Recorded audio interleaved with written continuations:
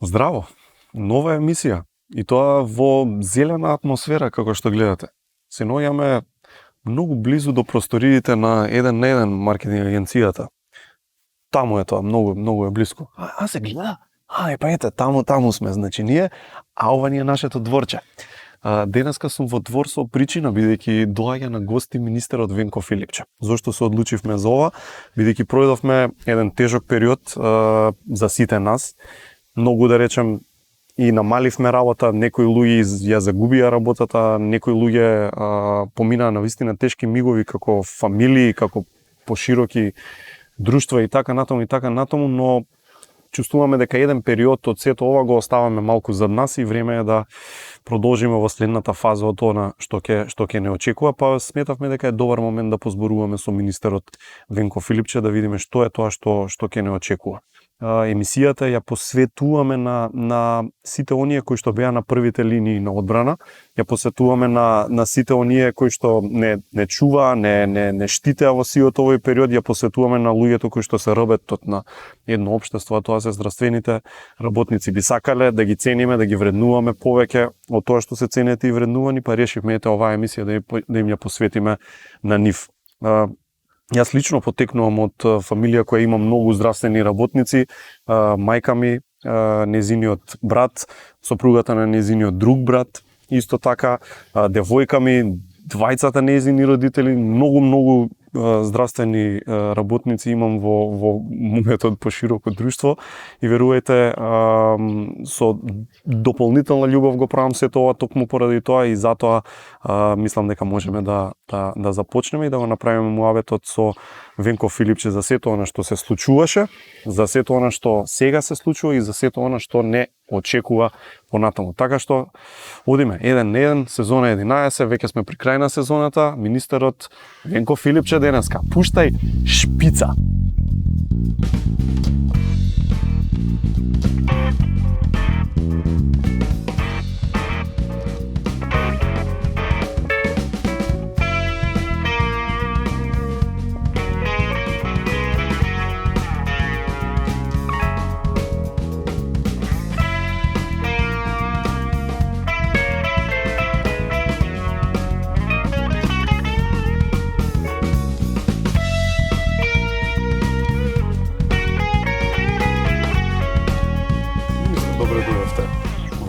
Наша пријатна се надевам атмосфера. Благодарам како што треба. Благодарам на поканата. Рековме надвор да бидеме и каде надвор дојдовме кај нас во канцелариите. Канцелариите се таму да се разбереме, не ни се ова канцелариите и мислам дека е баш како што треба во прав момент сме излезени надвор, така? Не сме дома и ги почитуваме мерките, имаме дистанца, се е окей и ако нешто не правиме како што треба, слободно искарајте на. Не, тогаш ќе носиме маски. Така си е. Или сега ќе се зафатиме со работи, ќе кречиме. Имаше и таков момент, ве праша, се сеќавате на тоа? Даниел ми се чини. Така, новинарот, така се каже? Да, кај се сети, ама интересно прашање заради тоа што у тој момент сваќаш дека им се менува животот на луѓето. Точно. Планирале да кречат, да реновираат. Да. Се спремале повеќе месеци. Наеднаш животот запира и за се треба некој посебен режим. Да. И може би вака изгледа и чудно прашањето на почеток, да. Ама отпосле знаеш, сваќаш дека гледај на вистина секојдневни активности, нешто што нас ни е рутина и не го приметуваме. Посебно се ставиме во ситуација што ни треба кречење дома. И сега одеднаш не може да кречиш, а свети е лом. Тоа е примери за други работи. Си планирал, прашува луѓето откажаа свадби, да, например. Имаше протоколи за многу други работи кои што ги донесовме. И вака не може да се сетиме. Дури само во таа ситуација, кога ваков некој проблем ќе се наметне, сваќаме колку ствари работи во секојдневието ни се рутина, не ни приметуваме дека ни се рутина и ни недостасува тогаш кога не смееме или не можеме да ги правиме. Така е. Тоа што го немаш, тоа највеќе ти фали. А кај вас се смени нешто, да речеме, некој откажавте некој настан, некоја прослава семејна или појма немам нешто?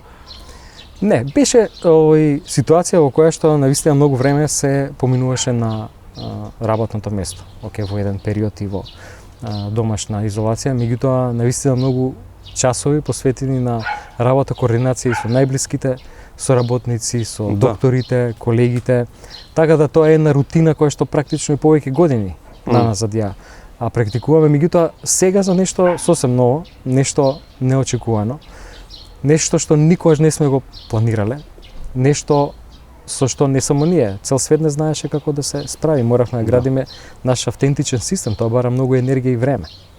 Така е, немаше некој протокол, ајде да го извадиме протоколот за ковид па да работиме според него. Али ја и отом потом. Черчил има една интересна фраза која, да не ја кажувам сега точно целата, да не ја искасапам, ама сака да каже дека можеби најтешкото не е поминато, но првата фаза од најтешкото е поминато. Дали сме ние у таква фаза кај што првиот дел од најтешкото го поминавме, или според вас таа прва фаза уште не е ни завршена? Кај сме у моментов? Една фаза сигурно помина. Меѓутоа дали следната ќе биде потешка или не, сега не знаеме. Времето ќе покаже. Многу е битно што сме поспремни.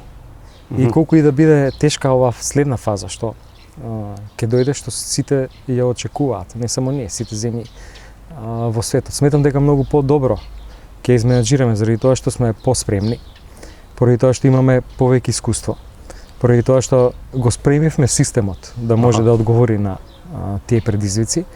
И сметам дека факторот изненадување сега ќе биде многу помал, без разлика каква ќе биде таа фаза. Значи, спремни сме за нешто за што на почетокот воопшто не бевме. Ги поставивме работите така да можеме да одговориме и на многу поголем предизвик сега. И сега кога го кажам ова, не мислам само на предизвикот во однос на третманот на пациентите, нивното упатување, патеките по кои што се движат, туку на некој начин се зближија луѓето. И тоа е многу интересен феномен во ваква криза. Знаете, докторите во клиниките, директорите на клиниките, на болниците, членовите на Комисијата за заразни болести, искусни епидемиолози, викаат браќи и сестри станавме. Сегодня сме заедно од сабајле до вечер. И тоа дава уште еден дополнителен поттик на тимската работа. Многу интересен феномен. Тоа го коментиравме баш пред некој ден. И мислам дека тоа уште повеќе им дава ентузијазам во работата. Посебно што сега има веќе резултати кои што ги постигна и тоа ги охрабрува. Ајде сега ќе правиме дополнителни капацитети. Уште повеќе ќе читаме, ќе се спремаме. Па ќе учиме од странските искуства. А мотивација кај се наоѓа за да се продолжи? Знаете, пошто многу мака виде здравствениот систем и тие доктори до сега, до овој момент. Како се одржува мотивацијата на добро ниво, на високо ниво, за не дај Боже да не се случи втор бран како што велате така натаму? Има да го кажам феномен, да кажам причина, да кажам мотив, станува збор за моментот кога ќе спасиш човечки живот. И кога ние во докторската секојдневна работа се соочуваме со такви тешки случаи, па спашуваш човечки живот, нема поголема сатисфакција. А посебно кога го спремаме системот да одговори така да се спасат многу човечки животи. Ние тоа успеавме да го направиме. Тука е, мислам, главната причина од каде ентузијазмот, од каде охрабрувањето, од каде желбата, од каде енергијата се работи практично континуирано, без прекин. Денови и ноќи поминати на работа, никој уморот не го констатираше, ниту регистрираше. Едноставно нешто ги бутка докторите, медицинските сестри додат напред, пожртвувано да работат, се борат за човечки животи. И тоа е разбирливо. И мислам дека е тоа главната работа, главната причина како тие несебично се вложија во целата оваа работа. И мислам дека еден од најважните сегменти, најважните причини од се, ова што као систем го изградивме, зашто сето ова беше еден успешен модел. Така, добро. А сега малце во некоја си макроанализа, ако влеземе, зошто не беше светов поподготвен за тоа? Бидејќи не беше вирусов присутен недела ден напред да ни се случи чудо, месеци и месеци наназад. Не можевме некако подобро, поподготвени да го пречекаме? Беше многу нова болеста. Не беше месеци и месеци, првите случаи се појавија само 2 месеци откако ние веќе ги воведовме мерките. Аха, Значи добро. после месец дена од избивањето на Значи просто немаше време? Не само што немаше време, туку беше и нова болест за која што ништо не знае. Ништо не се знае. Имаме вирус за кој што не знаеме како точно се пренесува, како точно се манифестира болеста од тој вирус, кои се органи ги напаѓа, кои лекови се ефективни и делуваат. И тоа нормално дека создава паника. Не само кај нас, сегде во светот. Па видите вие каква паника се крена во сите држави. Ние бевме нешто повнимателни. Ние воведовме мерки многу рано. Да. Во однос на многу други земји, многу големи европски земји, на многу аеродроми кога немаше систем за превенција или детекција, термални камери, ние поставивме на нашиот аеродром. И пристапивме многу повнимателно. Имате опор за тоа голем од луѓето? Не. Рано е, министре, како, зошто така Бевме критикувани, Добро. меѓутоа апсолутно знаевме дека ги правиме вистинските. А работи. кој беше клучен, да речем, во тој тим на одлучување? Како изгледаше процесов на одлука? Ајде затвараме. Тоа е драстична промена од тоа што било во тоа што е сега више и реалност ни станува. Одлуките не беа лесни. Знаеш како треба да донесеш одлука, ајде ова што го зборувавме дека запираат животните процеси, Да. нормални и така натаму. Меѓутоа, државата запира сериозен дел од економијата. Така е. И тоа не е едноставна одлука, за тоа треба да имате сериозна аргументација. Меѓутоа, у Комисијата за заразни болести членуваат многу искусни епидемиолози. Со консензус се донесе одлука? Апсолутно најтешките одлуки се носеа со консензус. Во ниту еден момент немаше дилема дека треба да се ограничи движењето, дека треба да се воведе карантин, дека треба да се затворат границите. Многу искусни луѓе работат таму. Претседателот на комисијата, твојот именјак, Жарко Караџовски. Да не ги именувам сега сите кои што се членови на комисијата, еден искусен тим на луѓе. Поминале многу и епидемии, поминале многу такви ситуации, предизвици. Така да врвни професионалци со кои што мислам дека треба државата се горде, заради тоа што има впечаток дека многу други земји ги гледа нашите примери. Сега зборам за околните земји, заради тоа што бевме први со препораките и мерките кои што ги дававме, секогаш издржани, аргументирани врз основа на сериозни анализи, врз основа на бројки, врз основа на наука. А добро, пак кога завршува денот си одите дома и да речеме доаѓа тој момент, ве враќам значи пак назад во тие први некои тешки мигови каде што треба економијата да запре границите, да се затворат и така натаму. Одите дома, треба да си легнете да спиете. Шо ве мачеше, да речам, имавте несоници, како човек, како се носевте со тоа? Најтешкиот момент беше кога ги дознававме бројките на ново диагностицирани пациенти.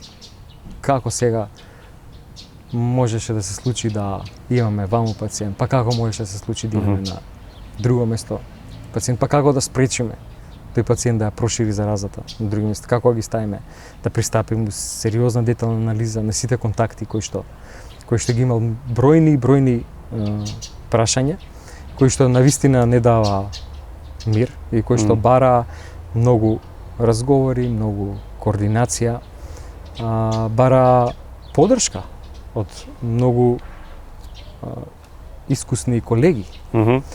И имаше такви моменти кои што предизвикуваа немир. Меѓутоа, генерално, кога на крајот на денот, зборувам на крајот на секој еден од деновите во кои што носевме такви сериозни и тешки одлуки, тоа што знаеме дека се носеа вистинските одлуки, сепак беше еден сериозен фактор на сатисфакција. Да, така. И кога, препоставувам и сега исто легнувате, кога легнувате, во колку часот, кога завршува еден ден? Заспиам многу рано, ама и се будам Да? многу рано. Кога, околу 10 И тоа е стара или? навика. И тоа е многу стара. Тоа е навика. многу добро, па те му кажам. Баш би сакал ја да можам така. Кога, 10 часот легнувате или покасно? Околу 11, Околу ама 11, околу добро. помеѓу 4 и 5 сум веќе будам. Тоа е навистина рано. И кога да речам почнува работниот ден, веќе 5:30 веројатно. Овој формалниот дел во 8 часот. Така, Утрински претходно? одмир дава многу И што правите? многу Медитирате можности. ли? Што правите? Може да се сработат многу работи, се е мирно и не звони телефонот. Заради тоа што огромен број на часови Да. се поминува и на телефон. Просечното време, Аха. посебно во времето домашна изолација, беше меѓу 12 и 14 часа. И состаноци на Zoom и на другите апликации. 14 часа активно користење телефон. Така е. Ау. А тоа го нема во раните утрински часови. Да. Прав благослов е, значи, тој период 5 сат, 6 сат. Да, само во периодов сега пред да почнеме со снимање се јавија еден тон луѓе, можам да замислам. Ајде да речеме за карантинот, бидејќи ете го спомнавте, тоа сигурно беше нетипично нешто и веројатно, не знам, прв пат сте биле толку време затворени сами. Тоа е како бевте во 4 зида, да речем, немавте контакт со никого буквално? Да, апсолутно. Никој не можеше и не смееше практично да доаѓа заради тоа што тогаш човек е потенцијално заразен. Така е. Што правевте тогаш? Мислам, веројатно, пак овие сите зумови и колови кажавме 14 сата, ама да речеме моментот на... Не знам, се осеќа некоја самотија или не? Па не, толку честа комуникација со многу луѓе, апсолутно не Од да луѓе ниту до еден овде ти. момент. Сама во гужва. Да, одлично. Има ли воопшто врска физичкото здравје во насока на тоа, не знам, одржување себе си, вежбање, редовно вежбање, внимавање на здрава исхрана и слично? Колку тоа игра улога во колективниот и имунитет, ама и секој сам за себе полесно да се справи со, не дај Боже, нели, ако го закачи вирусов. И дали лично и вие внимавате на тие работи, сакам да знам. Па не знам дали ти изгледа така или не. Ама е многу битно да човек Добро, не сте лоши. Јас знам од владата и полоши. Многу е битно да човек одржува физичка кондиција. Да. Заради тоа што се подобрува циркулација, заради тоа што подобар е мисловниот процес, Така. заради тоа што се влачат и ендорфини и така натаму. Поубаво се чувствува човек. И психички, Нели? и психички, но е многу битно и за физичкото здравје. Заради тоа што физичка активност значи помалку кардиоваскуларни болести. Значи помал ризик за диабет, за Так. шекерна болест. Значи многу помал ризик за висок притисок. Сето тоа се фактори кои што сериозно како хронични болести. И баш се болести на 21 век, да речеме, Апсолутно. со стресовите. И тоа се болести кои што влијаат и на животниот век. Така. Така да апсолутно се И сметате препорачува. дека некако ќе имаме некој исчекор на подобро од цела оваа ситуација, дека луѓето малку ќе сватат некои работи и повеќе ќе се грижат за себе си понатаму, или знаеш како гледате на тоа? Од една страна има луѓе што викаат сега така мислиме, ама веројатно кај да е за кога ќе спладне кризата, ќе си се вратиме на старото, а некои луѓе има, нели, што велат дека човештвото веќе никогаш нема да биде исто. Многу е битно да секој еден човек, секој граѓанин свати дека е самиот одговорен за сопственото здравје. Добро. Ако човек не отиде на превентивен преглед кој што се препорачува после одредена возраст и заболи од таа болест после 5 или 10 години, апсолутно никој не е крив. Ние сме самите Така. одговорни за сопственото здравје. И ова е еден многу интересен и многу важен момент, заради тоа што сега сме апсолутно свесни дека самите може да придонесеме не само за сопственото, туку и за колективното здравје. И затоа се препорачува носењето на маска. Значи така сме свесни дека ако сме ние асимптоматски носители, нема да го пренесеме вирусот на луѓето околу нас. Така, значи го имаме вирусот, но не го манифестираме со ништо. Затоа препорачуваме носење на маска. Така да знаете, од секоја епидемија нешто се учи. Да. Сме научиле многу од порано од епидемијата на ХИВ, па многу порано човештвото учело од епидемиите на грип. Така. Исто така многу порано се научило многу од епидемиите за кои што сега има вакцина, така да и од оваа епидемија ќе научиме. Како треба да се однесуваме кога има собери како треба да држиме таа физичка дистанца. Зашто е тоа битно? Ќе научиме. Еве веќе знаеме како ќе се заштитиме ако не може тие препораки да ги почитуваме или ако едноставно нема услови да се спроведат. Зашто е битно да се често мијат рацете, да се дезинфицираат. Можеби сме биле несвесно сме правеле некои работи. Сега и тоа како внимаваме. Ќе размислиш пред да се почнеш. Апсолутно, многу е битно. Апсолутно, посебно за овој тип на болести. Ама да кажеме малце пластично да им објасниме на луѓе, еве конкретно ќе ве прашам за пример, еве вие одите во кафана некогаш. Не знам, наредниот период кога ќе се отворат. Како ќе изгледа тоа социјализирање? Не мора и да е кафана, нека биде и било што кино или не знам. Како што ќе се смени у оние работи, еве на пример, нели сега нарачувам пијачка, стига пијачката. Треба да паничиме, да ја пребришуваме чашата. Што треба да правиме? Границата е помеѓу тоа да сме внимателни и хипохондрија и не е така голема. Блага, Но се знаат препораките кои се и како тоа треба да се аплицира и да се применува. Значи доволна е дистанцата. Добро, и еве одма да збориме пластично, значи у кафана тоа значи дека не можеме да бидеме се сплескани едни до други. Па добро, не би требале да бидеме, барем во оваа фаза. Добро. И веројатно така ќе продолжи и до крајот на годината. Така. Веројатно така ќе биде и на почетокот на следната година. И веројатно ова ќе заврши тогаш кога ќе се измисли вакцината, така. И кога постепено ќе се вакцинираат луѓето, ќе се стекне колективен имунитет, така и ќе заврши. Може да се прекршат и очигледно луѓето ги прекршуваат овие правила. Меѓутоа, мора да се свесни дека ризикот е многу поголем. Ако тогаш некој се зарази, тогаш е јасно од каде е заразата и која е директната причина. Тоа е тоа за кое што сега зборувавме пред малку. Значи сами сме одговорни за сопственото здравје. Ама еве сега олабавуваме, така? Мерките се олабавуваат, малку по малку. Тоа се случува и во други земји пред нас го направија. Како се таму резултатите? Таму каде што има олабавување без дополнителни превентивни мерки, како што има кај нас, се враќаат случаите. Ние имаме дополнителни превентивни мерки, тоа е носењето на маските и затоа сме комотни и препорачуваме рестрикциите да се олабават. Заради тоа што ако ние ги олабавиме апсолутно сите рестрикции, дозволиме слободно движење, мешање на возрастните групи без при тоа да се носат маски, без да се одржува дистанца, без луѓето да водат сметка за дезинфекцијата на рацете, пациентите ќе се вратат во болниците. Затоа со оваа мерка која што ја донесе Шведска, ја донесе Германија, исто така, Срединам Чешката република, за задолжително носење на маски, сметаме дека правиме добар баланс и дека не олабавуваме рестрикции без причина, туку имаме сериозни аргументи. Има таму 10-11 критериуми кои што ги евалуира и Светската здравствена организација. И ние знаеме дека сме ги исполниле сите тие критериуми и затоа ги олабуваме тие рестрикции. А како да знаеме ако сме зезнале работа?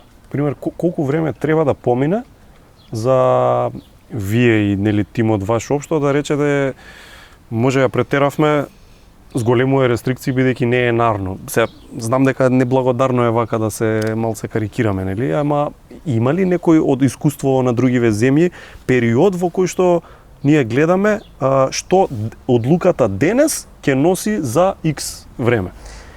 Сега сме у фаза во која што ги гледаме резултатите од навистина многу рестриктивни мерки. И значи добриот резултат денес се должи на рестриктивните мерки кои што ги воведовме во изминатите месец и повеќе од еден месец. Добро.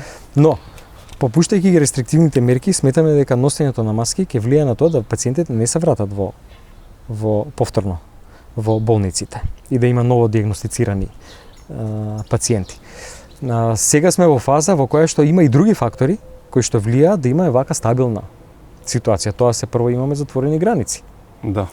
Понатаму децата не одат во училишта и во градинки. Нашата маркетинг агенција до септември ќе работи од дома. Например, така донесовме одлука. До 1 септември сме од дома фул. Многу економски оператори сватија дека може и комотно се работи од дома и да биде сосем добар работниот процес, па дури и да е поефикасна. Точно. Работата.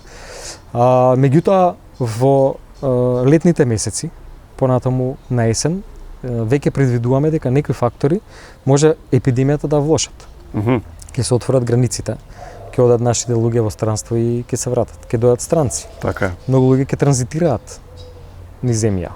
Ќе почнат децата да одат на училиште и во градинки, сето тоа според протоколи, меѓутоа представува некој одреден ризик. Добро. Покасно во есента сигурно ќе има и епидемија на сезонски грип. И сето тоа се 3-4 фактори кои што на вистина може оваа епидемиолошка состојба која што сега имаме и која што очекуваме следниве месец, 2, 3 да биде прилично стабилна, да се влоши. Искрено верувам дека ако луѓето ги почитуваат мерките на превенција, тоа апсолутно нема да се случи или нема да имаме некој остар, нагол пик, голем број на пациенти кои што нашиот здравствен систем нема да може да ги изменаџира. Ама дека сите ќе почитуваат, илузорно е да мислиме за нормално. Имаме овои препораки солидни, имаме систем на еве воведуваме систем на санкции, мора да се свесни граѓаните, од нив зависи.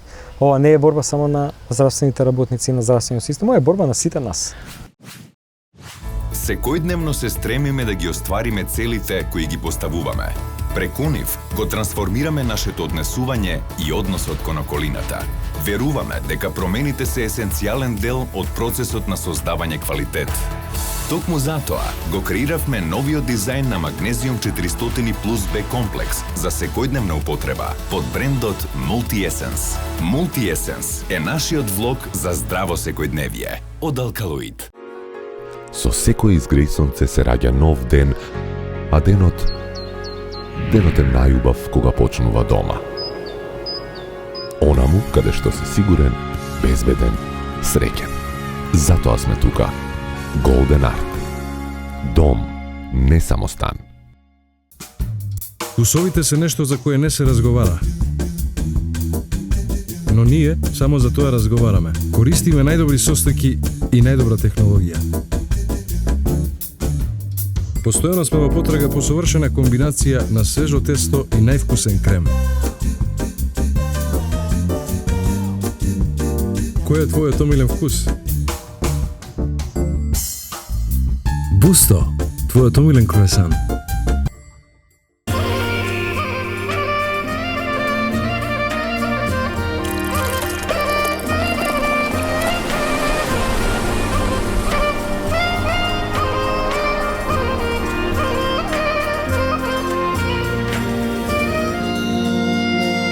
Ново и единствено македонско пиво со 100% јачменав слад.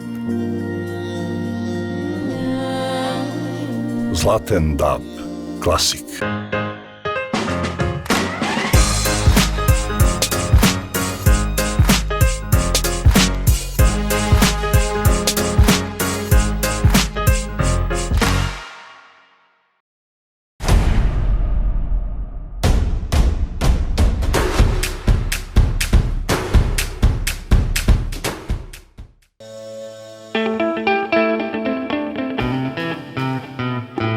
Погледни поинако, не сум само празна тегла.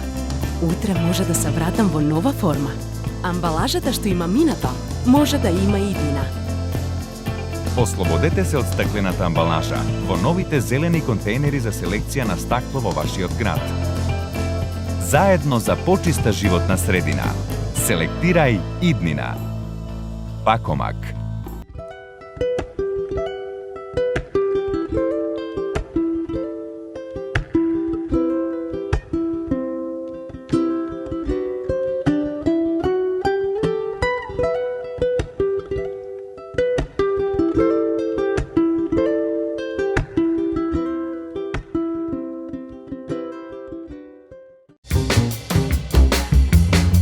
Твојот прв избор.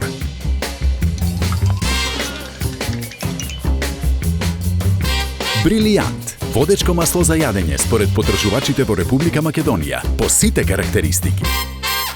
И оваа година бидете дел од неверојатната наградна игра на Елит Кафе. Погледни во кесичката на твоето омилено кафе и очекувај една од наградите да биде твоја. 55 награди од 10.000 денари, телевизори, велосипеди, електрични тротинети, микробранови, електрични гезвиња и над 5000 други вредни награди. На здравје кафе со Елит Кафе. Секојдневно се стремиме да ги оствариме целите кои ги поставуваме. Преку нив го трансформираме нашето однесување и односот кон околината. Веруваме дека промените се есенцијален дел од процесот на создавање квалитет. Токму затоа го креиравме новиот дизајн на Magnesium 400 Plus B комплекс за секојдневна употреба под брендот Multi-Essence. Multi-Essence е нашиот влог за здраво секојдневие од Alkaloid. Vidcast.mk. Цела сезона со 10 епизоди е веќе онлайн, секако на vidcast.mk. Јас, Жаре, и актерката Сара Климовска заедно со 10 занимливи гости на 10 различни теми. Гледајте и слушајте не на vidcast.mk.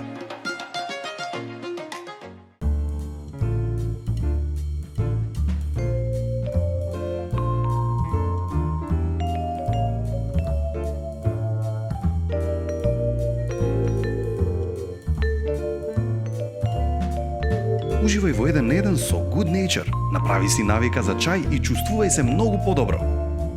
Мала промена за голем резултат. Денеска планински чај. Исклучително пријатен мирис и вкус кој ја обвиткува душата со смиреност. Овој пат додав и неколку коцки лед претходно и си направив леден планински чај. Направете си и вие од Good Nature, се разбира. За овој период додека сме сите дома, се надевам дека си направивте нова навика да селектираме отпад, нели време е да почнеме да селектираме стакло во стакло, пластика во пластика, хартија во хартија. Имам нешто ново, сосема поинакво за вас. Актерката од филмот Врба и детската 5+ фамилија Сара Климовска и јас, како секојдневни обични луѓе, направивме сет на сериозни муабети со несекојдневни луѓе. Одете на веб страната vidcast.mk, погледнете ги првите 10 епизоди од премиерната сезона. Зборувавме со бизнисмени, активисти, нашинци од странство и така натаму на секакви теми, од екологија, трговија до предприемништво, земјоделство и што значи да се биде дел од Европа, дури и такви теми. Значи гледате ги сите 10 епизоди од оваа сезона на vidcast.mk и кажете ни која тема најмногу ви фати око. За сите кои купуваат дом, за сите кои купуваат стан, топла препорака за гарантиран квалитет, чист поглед кон водно и повеќе од 1200 метри квадратни отворена зелена површина. Тоа е комплексот Urban Garden од Golden Art. Побарете ги Golden Art на Facebook, на Instagram, каде сакате на интернет, закажете си состанок и купете дом, не само стан. Таа шпекулација или не знам како да ја крстам, предвидување за втор бран некаков и слично. У моментов, знаеш како стоја да работите најлаички, како можеме да представиме такво нешто, може уопште да се предвиди или не е возможно? Може да се случи да имаме повеќе помали, ја ќе крстам бранови на таа епидемиолошка крива. Најголемиот ризик е на есен. Так. Заради тоа што тогаш ќе школи и така натаму. И границите отворени, так, и патници. Так. Многу покасно после во касната есен и во обичаените епидемии од сезонскиот грип. Тоа се тие очекувања не само на нас, не само кај нас во нашата земја, туку во апсолутно сите земји во северната хемисфера. Овие епидемии на овие болести кои што ги напаѓаат белите дробови вообичаено предизвикани од вирусите во кои што група спаѓа и овој вирус, траат помеѓу 8 и 11, 12 недели. И кога ќе поминат во овој вообичаен период зима, пролет, после тоа се пренесуваат на јужната хемисфера и на есен повторно се враќа. Дали ќе биде тоа така и со овој вирус? Предпоставуваме дека да, меѓутоа не може да бидеме сигурни, затоа што се уште не ги знаеме сите детали во однос на вирусот, карактеристиките, начинот на ширење, мутациите, подформите и така натаму. Има се уште многу непознати. Така, и мора да помине време и да се прават студии и анализи, без тоа нема ништо. Тоа е тоа. Друго, вака да речем како некоја друга тема, бидејќи цело време на телевизија на пресовиве, вие бевте као рамна линија, онака цело време истата смиреност, истиот речник, да речем и такви работи. Ние во ниеден момент не забележавме кога е Венко Филипче понервозен или посмирен, секогаш бидејќи бевте како на почеток, така и на крај.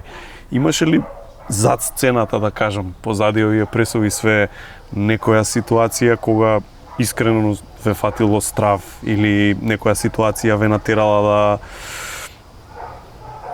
стрес да ви се зголеми на некое повисоко ниво, да се исплашите, не знам, нели беше случајот со докторката која не пријави дека, нели, ги знаеме сите да не се подсетуваме на сето тоа, ама кога ви беше онака нај да речам тешко?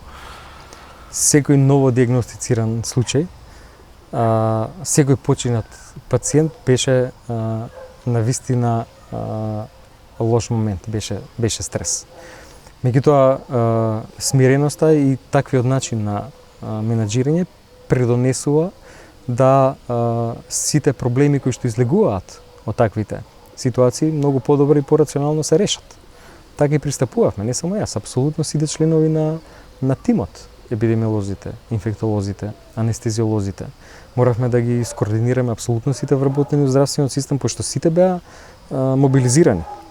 Па вклучувавме нови лаборатории кои што никогаш не биле во овој систем, МАНУ, лабораторијата судска медицина, под раководство на лабораторијата вирусолошка во Институтот за јавно здравје, тој дел сегмент на диагностиката, така да многу стресни ситуации, но искуството во работа со пациенти на сите нас предонесува да со таков смирен тон и начин пристапуваме кон решавање на тие проблеми. А некоја тактика имате пред да излезете на прес?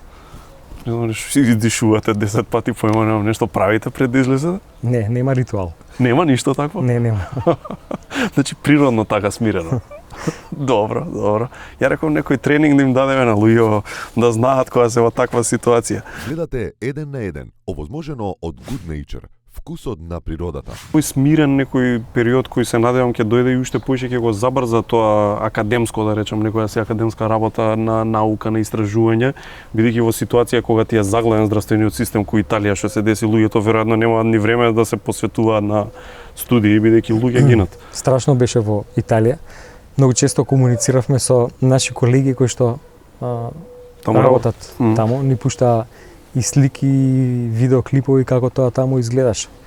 Стоеа коли во колона од брза помош и не можеа да ги извадат пациентите кои што им беа во возилата заради тоа што немаше место во болниците.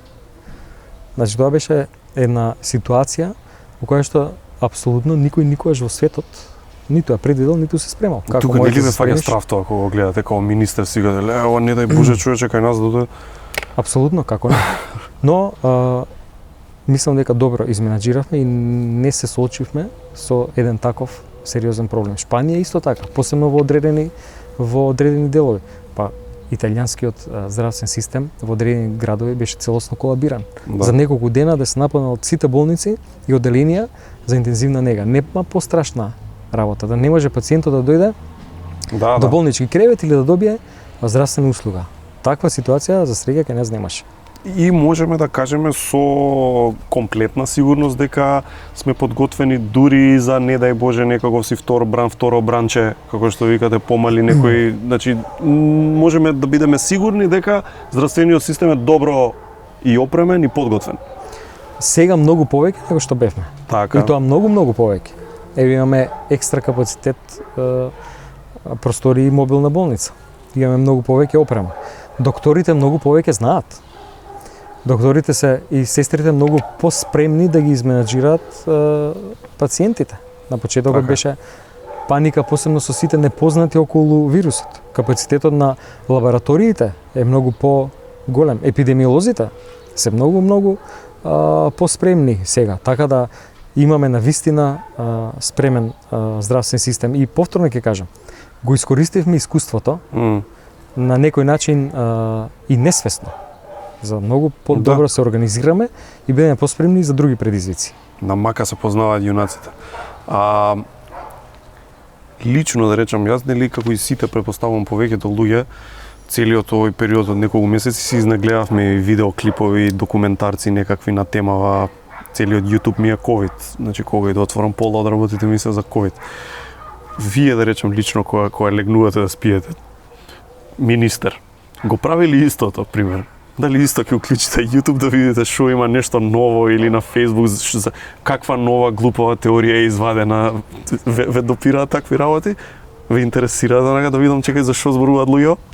Преку ден ги анализираме сите тие работи, заради тоа што ни е потребно и стручно друго мислење, Второ мислење, дај да видиме дали ова што кажувате вистина. Вие знаете сега може да се сретни, да се прочита и да се види апсолутно се. Да. 5G и така натаму. А не е од тоа? Па мислам дека не. Аха, добро. Така да ги користиме релевантните извори. Така. А тоа се сериозни списанија во кои што не може да публикува кој што сака и кој што стигне. Значи треба да има сериозни референци за да се прифатат тие публикации. Апсолутно. Па дури и луѓето кои што ги објавуваат тие видеоклипови на YouTube, ги знаеме според нивните референции и искуство со работа. Не може да верувате на се. Па дури и тие работи со кои што ќе се сочиме, ќе ги сретнеме, понатаму ги проверуваме. Значи лично не сте ни вие имун на такви работи и вас како и секој човек ве допира, ве интересира. Како не? Па тој отворен пристап до информација атрактивен за целиот свет. Така е. А лично надвор од ситуацијава, не знам, имате ли време серија да си пуштите нешто? Како се релаксирате? Благе везе да нема со работа, што правите? Серија нема, филмови да. Да? Да. Серија не? Серија не. Кои филмчиња на Netflix нешто таква работа или? На Netflix или на Popcorn. Така? Да. Одлично. Последен што го гледавте? Сега да тестираме. Последен што го гледав, кој беше последниот, беше шпанскиот филм, како се викаше? Ајде, шпанска серија, знам една, ама не се викаше Контратиемпо. Оете? Да. Не знам кој е, ама изгуглете го. Одлично почна. Аха. Да, и добар заплет. Добро. Да. Ама? Треба да го догледам. Треба да гледате да кажете како завршило. Добро, ајде, тоа за филмови. А да се запознаеме подобро со вас и за другиве работи. Пример, спорт. Следите? Следам, ама не се. Добро, да. Точно. Например, кој ви е омилена лига? NBA, Премиер лига, фудбал? NBA, кошарка, која гледам. Така? А фудбал не. Не, супер, добра тема е ова. Јас многу кога прекинавте да гледате? Никогаш не сум гледал. NBA? Не, фудбал. Не, NBA кога прекинавте? А NBA и сега гледам. Уште и оваа сезона ја пратите, што беше? Мене ми беше досадна, искрено. За Майкл Джордан, тоа сега ќе кажеш. Нема подобра серија од Last Dance. Значи на Netflix морате да ја гледате. Ајде. Значи морате. Ја прати целава, да речем, кариера со фокус на 97-98 годината. А имате, да речем, некој тим за кој што така ќе ви ако победува? Или обратно, да не икате некој да победува? Тогаш и точно право си. Мојата гледачка кариера заврши со кариерата на Джордан и Чикаго Булс. Или тогаш само инцидентно сега кој има интересни надпревари или кога го има последната утакмица од финалето.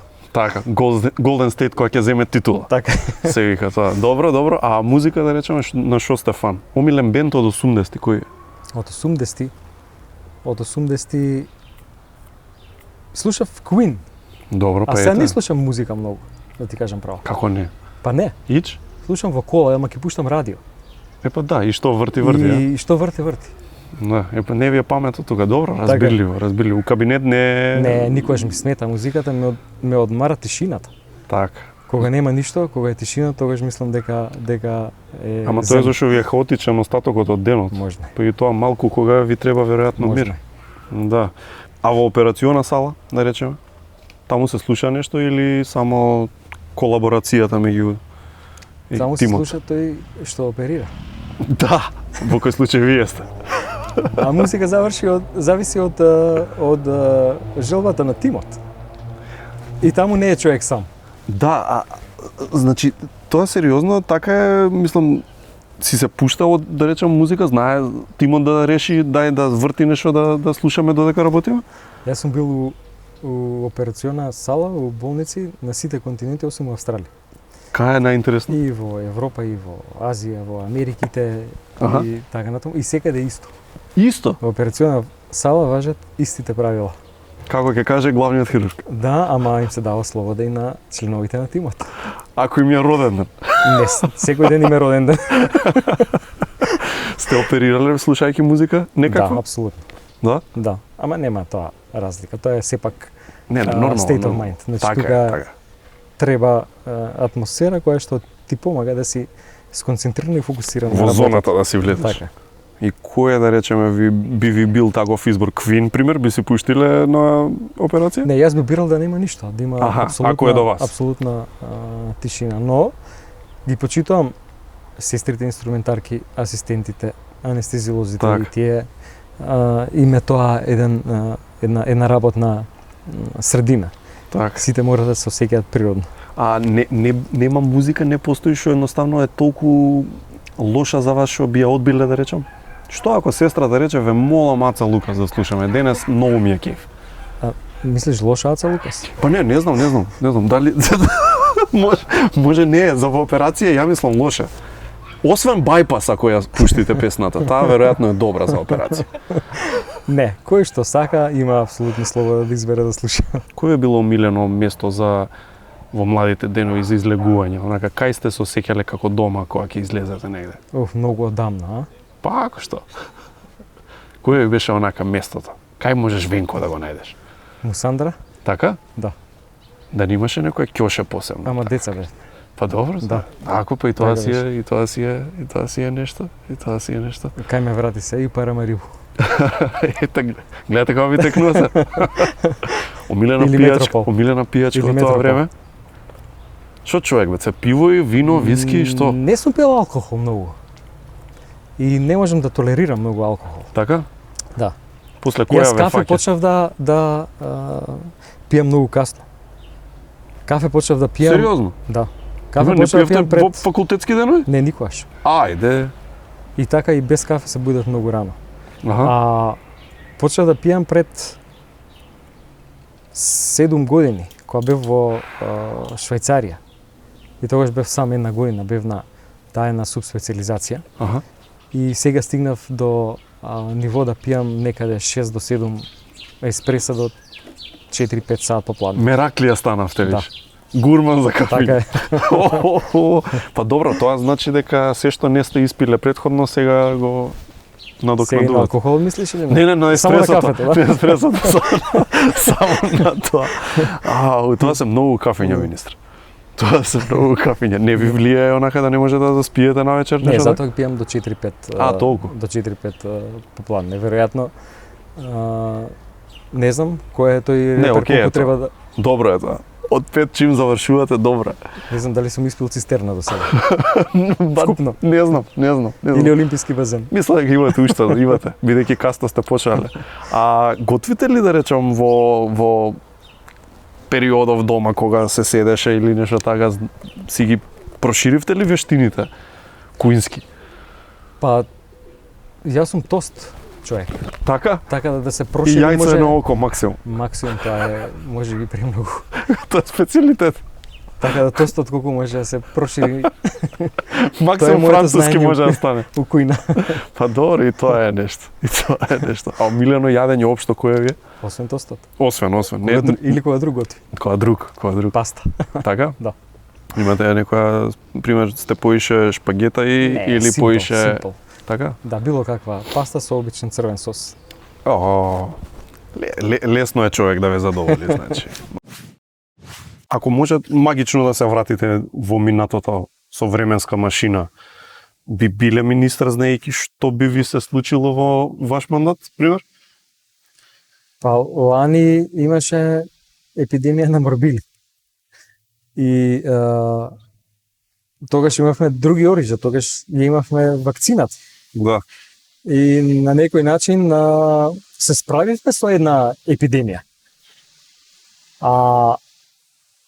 Ова мислам дека добро го изменаџиравме и мислам дека да. Апсолутно. И покрај Повторно би се сето тоа. апсолутно. Со тоа што да беше моја струка е кречат комшините. Па работа, добро, веќе олабавени мерките се, министре. Па вие го направивте тоа? Да беше моја струка, ќе бев и со пациентите. Тоа сигурно. Така. Ај за тоа точно да ја прашам, како оди, вие сте хирург. Така. Во периодов додека сте министер сте направиле операција? Да. Да? Порано почесто, сега одамна не сум бил во операциона Како изгледа тоа? Завршувате со работните обврски во кабинет, одите до период, тоа многу интересно. Обично или за викенд или покасно попладне. Аха. еднаш или два пати во месецот и тоа е навистина добра релаксација. Одлично, одлично. Да, тоа вака кога ќе го кажете има доста логика. Ако земеме од една страна дека имате овие стресови работни, политика, нели, и сето тоа што се случува како министерско место, веројатно добар дел од вас сака малку да се врати на стариот начин, онака да трнете грижите од главата. Двосмислен си, ама таму сум на домашен терен, таму поминав Да. повеќе од половина од животот. Да. Ви да речем, ви не достига толку многу да едва и чекате да се вратите или се уште имате онака љубов према моменталната ситуација? Па Венко Филипче, министер. Овој систем кој што го воспоставивме и оваа координација и овој, да кажам, еден успешен систем на справување со кризата е нешто што охрабрува. Аха. Нешто што покажува дека навистина како и докториве со спасените животи. Апсолутно. Па за тоа станува збор. Здравствениот систем е систем поставен да служи тука, да биде секогаш спремен кога е потребно и мислам дека покажавме дека имаме експерти, лекари со искуство кои што навистина знаат, кои што можат, кои што имаат што да дадат за здравјето на граѓаните. Спомнав во најавата на емисијата кога не бевте тука, доаѓам од медицинско семејство и сум растел со доктори и знам дека имам впечаток личен, не мора да значи дека е тоа можеби така, но имам впечаток дека добар дел од медицинската фела не е доволно респектирана во било која смисла на зборот. Сметате дека кризава треба да не научи како држава повеќе да го цениме докторот, здравствената фела, да си го зацврстиме за здравствениот систем, иако тоа може би да значи некакви инвестиции кои веројатно влада не би ги гледала како многу продуктивни во оваа прва фаза, ама долгорочно дека ќе биде инвестиција што многу ќе се исплати? Да, заради тоа што еве сега сме дефинитивно свесни и се покажа дека е тоа нешто што навистина вреди да го имаме. Заради тоа што тоа е вистинска инвестиција. Инвестиција да се направи превенција, да се препознае рано, да се интервенира рано, заради тоа што ако се интервенира касно или не сме спремни, може да нема резултат. А до кај сме на тој пат? Уште колку имаме за работа во смисла во насока на зголемување капацитети, едноставно опремување како што треба? Имаме уште многу. Имаме уште многу. Нас ни треба еден добар, модерен и нов клинички центар. И мислам дека е тоа инвестицијата во која што следно треба да продолжиме, ние веќе ја започнавме и веќе следат фази во кои што ќе бидеме на добар пат тој процес да го започнеме. Ова сега малце не успори, но верувам дека ќе успееме на тој пат и дека конечно ќе го добиеме тој центар, една модерна болничка установа која што овие наши граѓани ја заслужуваат. Но прво да завршат глупостиве, ако така може да се изредам, да се заврши за тоа, па да се фокусираме на овие поубавиве работи, а? Да, апсолутно, но еве сега како сме поспремни, како е веќе спремен системот, ние сме свесни дека треба да научиме да живееме со вирусот. И следната година и до крај на годинава ќе го имаме, ќе биде дел од нашите животи. Додека не дојде таа вакцина, а? Така. И за крај, кога ќе завршат тие глупости, онака кога баш ќе биде се готово и вакцина дојде, и вакцинирани сме сите и така натаму, што прво ќе направите? Што мислите дека прво ќе направите? Значи готово, све заврши. Ќе посветам сериозно многу време на син ми. Така? Така е. Ќе гушнете, предоставам, а? Така е, да. И многу работи кои што сме ги договарале, ќе ги направиме заедно после оваа криза, кога има повише време. Одлично. Многу ви благодарам за гостувањето. Знам колку е драгоцено вашето време од телефонот, колку што ви звони што гледам, но ви испраќаме со гудни чаеви нашите пријатели. Витаминка имате тука и ова се Бусто, најдобрите македонски круасани. Ќе ги пребришеме пред да му ги предадеме. Не се секирите. Фала уште еднаш и да се видиме пак. Фала.